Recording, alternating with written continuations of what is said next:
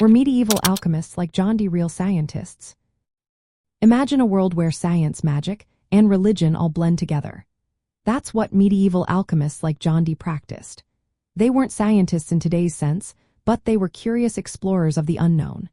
Their work combined practical laboratory techniques with mystical beliefs. They aimed to turn base metals into gold, find a universal cure, and discover the elixir of life.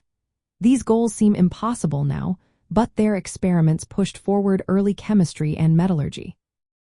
They made tools like the athanor, a special furnace, and experimented with substances that led to discoveries like acids, dyes, and pigments. Their methods involved careful observation and trial, but often they mixed symbols and spiritual ideas into their work. John Dee, a famous English figure, was more than just an alchemist.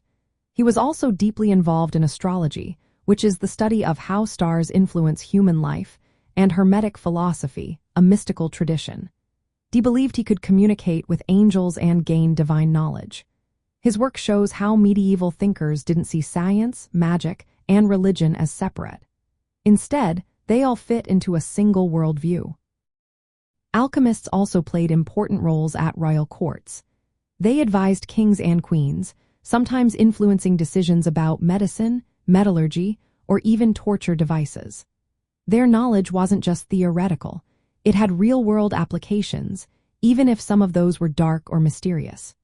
During this time, scholars like Robert Grosseteste promoted careful observation and experiments within a Christian context.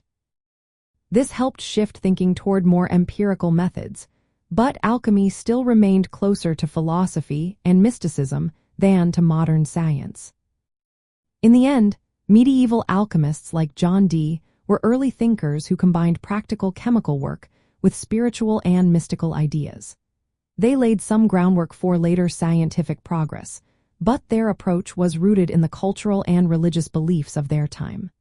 They didn't practice science as we understand it today, but their curiosity and experiments helped shape the future of scientific thought.